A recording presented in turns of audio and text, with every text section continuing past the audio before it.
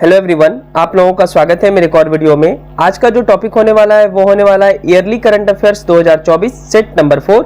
चलिए वीडियो की शुरुआत करते हैं। ये वाला करंट अफेयर्स आपके आने वाले एग्जाम 70 बीपीएससी पीटी, बिहार दरोगा, बिहार पुलिस, इसके अलावा रेलवे, एनटीपीसी हो जाए, एएलपी हो जाए, सिविल कोर्ट, लेखपाल भर्ती और बिजली विभाग भर्ती में काम आने वाला है, इसलिए इसको अच्छे ढंग से देखेंगे। इसमें 2024 के सारे करंट अफेयर्स हैं महत्वपूर्ण। और दूसरी बात है, इसमें 1 अक्टूबर 2023 से 1 अक्टूबर 2024 तक करंट अफेयर्स करवाए जाएंगे, जिससे कि आपका 70 बीपीएससी तक आपका समाप्त हो जाए ये करंट अफेयर्स। फिर हम सब नए सिरे से शुरुआत करेंगे, ठीक है।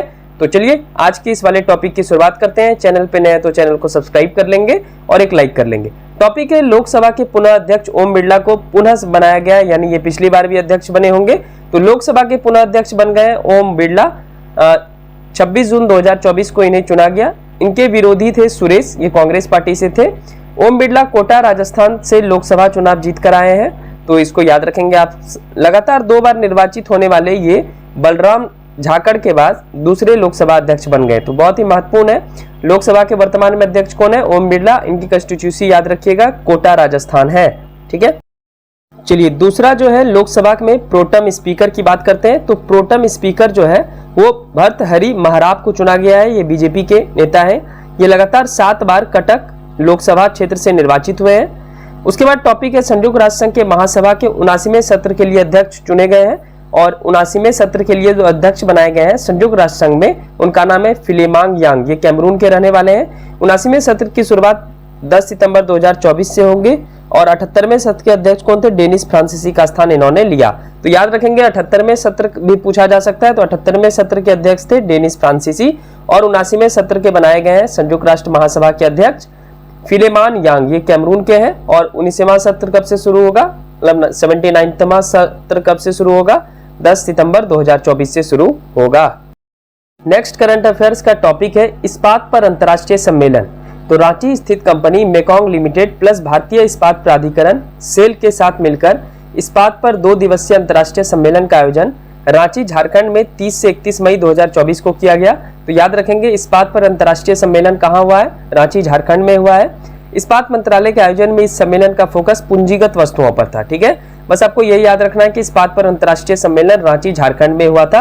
किनके द्वारा ये आयोजित की गई थी? तो रांची स्थित कंपनी मेकॉन्ग लिमिटेड और भारतीय इस्पात प्राधिकरण दोनों द्वारा मिलकर इस्पात पर अंतर्राष्ट्रीय सम्मेलन का आयोजन किया गया।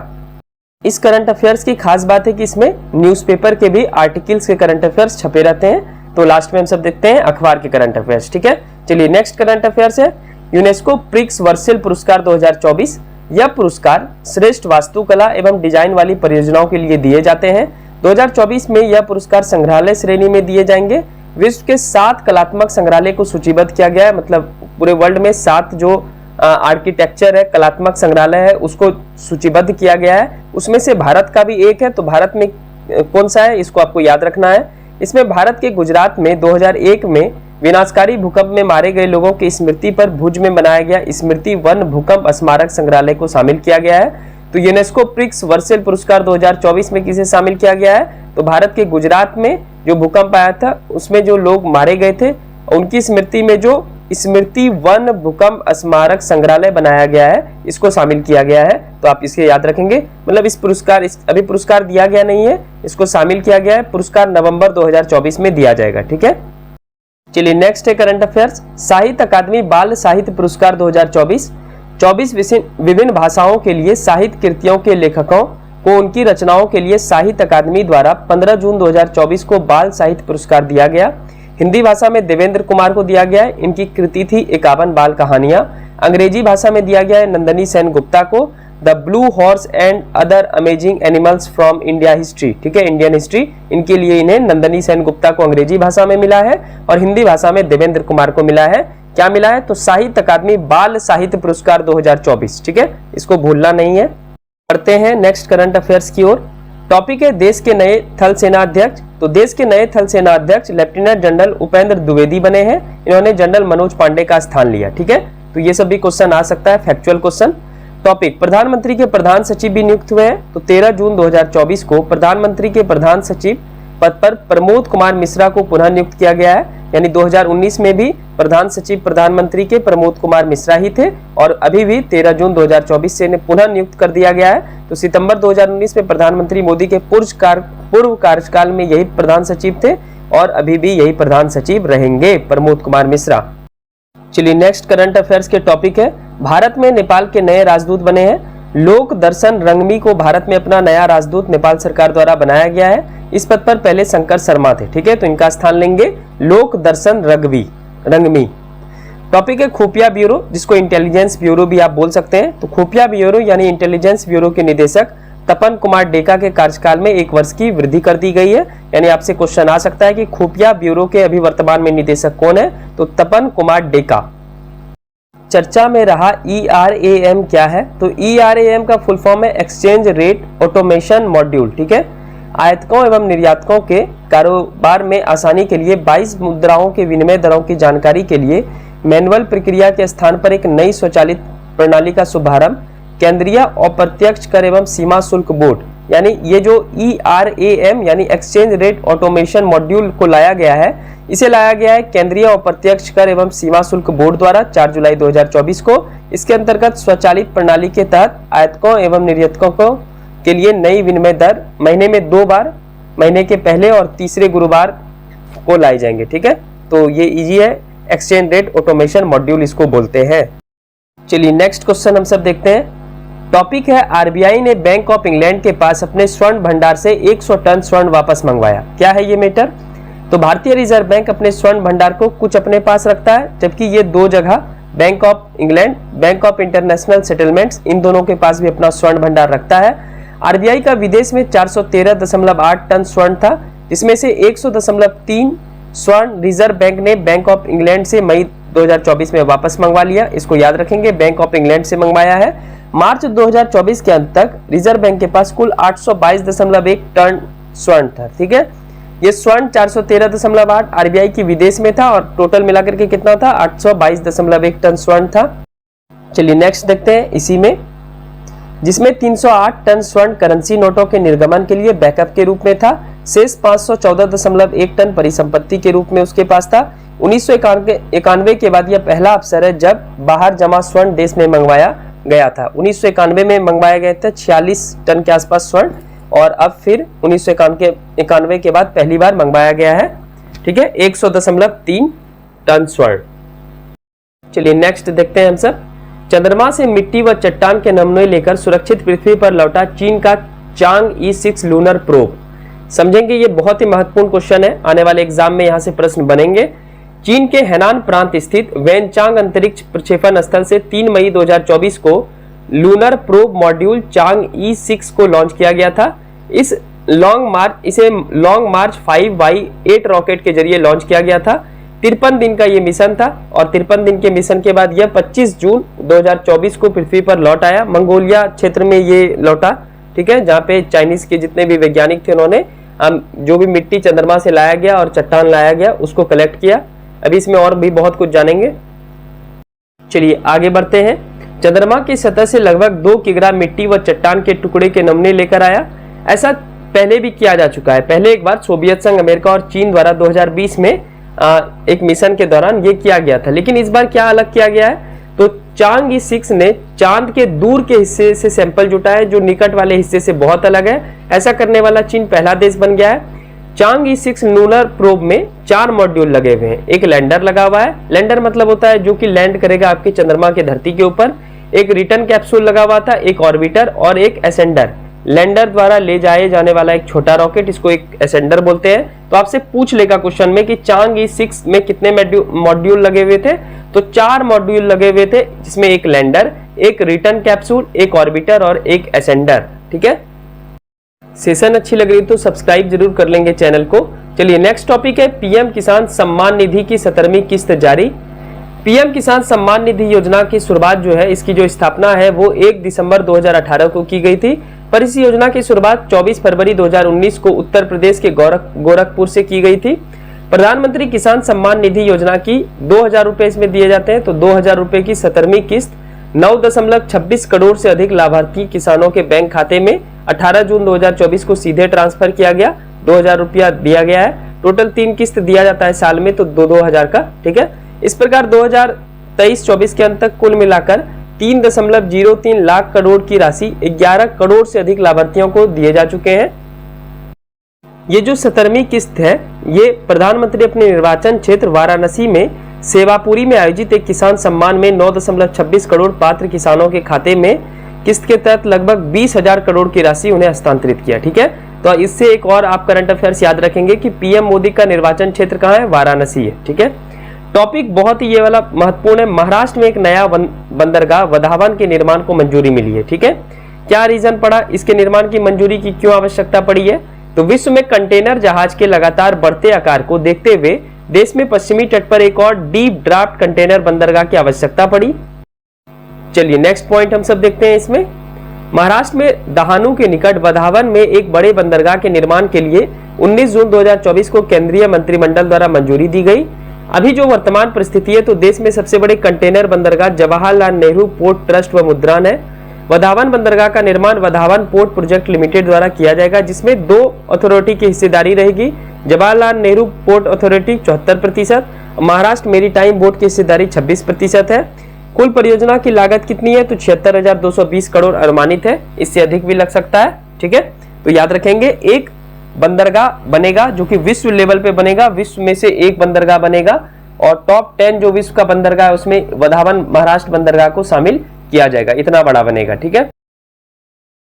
चलिए नेक्स्ट करंट अफेयर्स हम सब देखते हैं। पंचायती राज एवं ई शासन व्यवस्था से कुछ करंट अफेयर्स आपके एग्जाम में पूछे जा सकते हैं। तो जमीनी स्तर पर पारदर्शिता और जवाबदेही को मजबूत करने के लिए ई पंचायत मिशन मोड प्रोजेक्ट के तहत कौन से एप्लीकेशन की शुरुआत की गई थी? तो ऑडिट ऑनलाइन एप्लीकेशन, याद रखेंगे। दूसरा ई पंचायत से संबंधित है। 24 अप्रैल को पंचायती राज दिवस मनाते हैं, ये भी आप याद रखेंगे।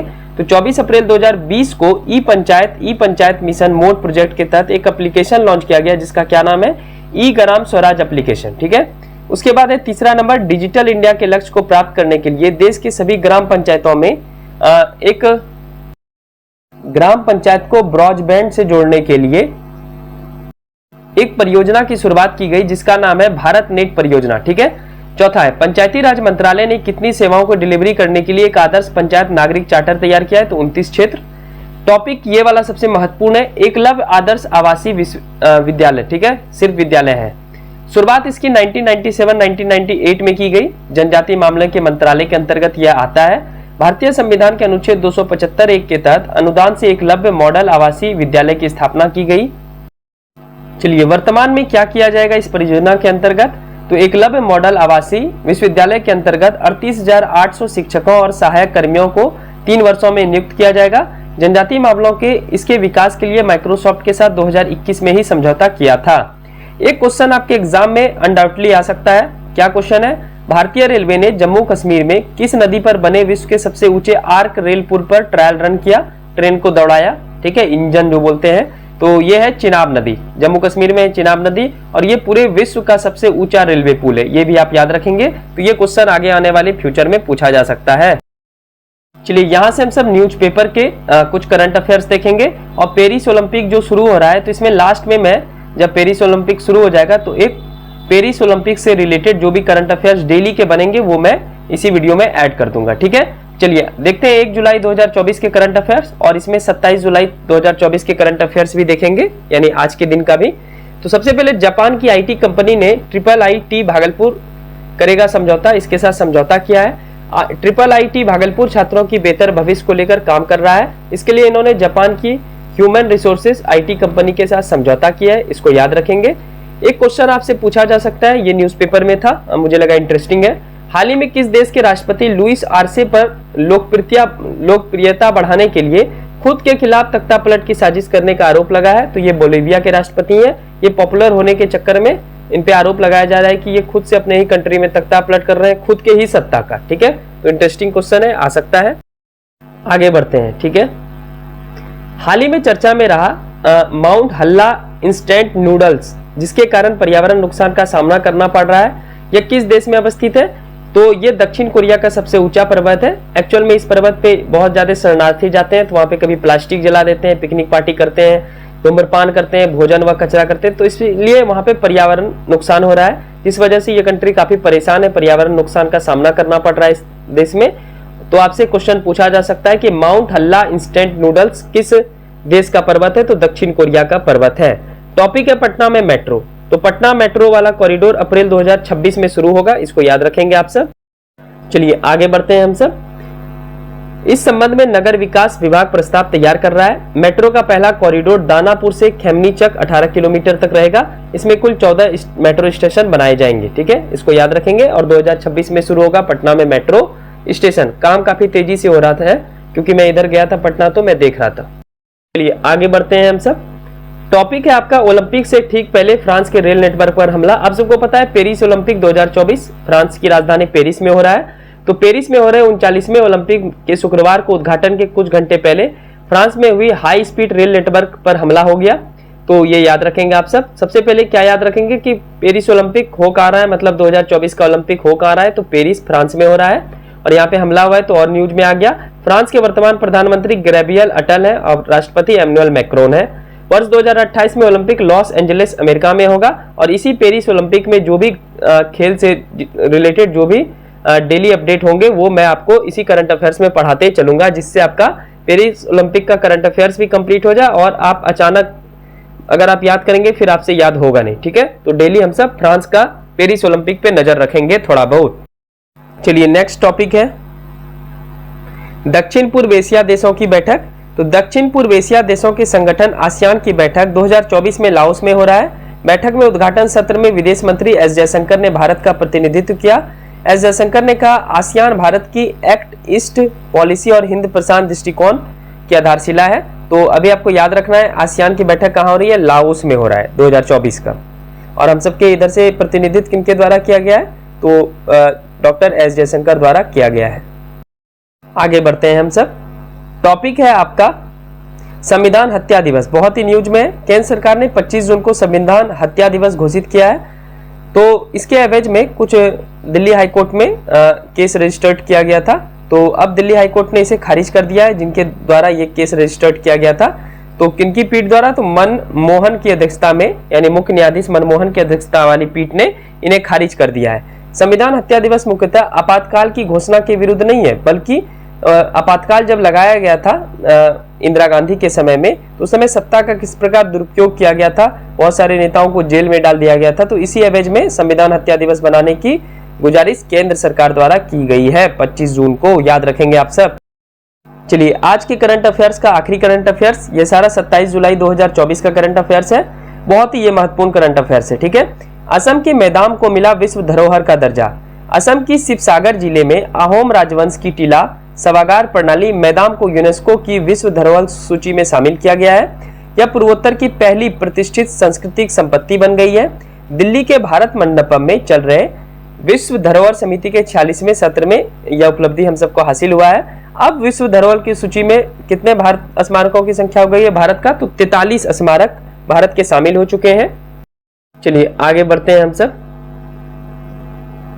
बहुत ही इंपॉर्टेंट है ये मैदाम। क्या होता है? तो मैदाम एक टीला है जिसमें उस समय के राजाओं के पार्थिव शरीर को पिरामिड जैसी संरचनाओं में दफनाया गया था। यहाँ पार्थिव शरीर कर लेंगे, पिरामिड जैसी संरचना में दफनाया गया था। इन्हें ताई अहोम राजवंश द्वारा बनाया गया था, ठीक है। तो असम में 2 प्राकृतिक और मिश्रित विश्व धरोहर काजीरंगा राष्ट्रीय उद्यान और मानस राष्ट्रीय उद्यान के बाद ये तीसरा सांस्कृतिक श्रेणी का धरोहर बन गया है, जो कि है मैदाम, ठीक है। तो इसे याद रखेंगे, असम के मैदाम को मिला विश्व धरोहर का दर्जा। तो ये 27 जुलाई 2024 का करंट अफेयर्स था। तो चलिए ईयरली वार्षिक करंट अफेयर्स 2024 का सेट नंबर 4 यही रहने देते हैं। 20 मिनट के आसपास का ये वीडियो आपका रहेगा डेली, और इसमें हम सब 1 अक्टूबर 2023 से 1 अक्टूबर 2024 के बीच के न्यूज़पेपर इंक्लूडिंग शामिल किया रहेगा। करंट अफेयर्स करते हैं और करते रहेंगे, ठीक है। उसके बाद जो है इस पे एमसीक्यूज के रूप में भी मैं आपको बहुत सारा टेस्ट करवाऊंगा बाद में। फिलहाल इसको करंट अफेयर्स के रूप में आप सब याद जरूर रखें। डेली आपको मिलेगा तो याद जरूर करते रहें। थैंक यू सो मच, मिलते हैं नेक्स्ट वीडियो में। पीडीएफ के लिए ज्वाइन कर लीजिएगा टेलीग्राम चैनल, लिंक होगा डिस्क्रिप्शन में। और चैनल पे नए हैं तो चैनल को जरूर सब्सक्राइब कर लीजिएगा। Thank you and thank you so much.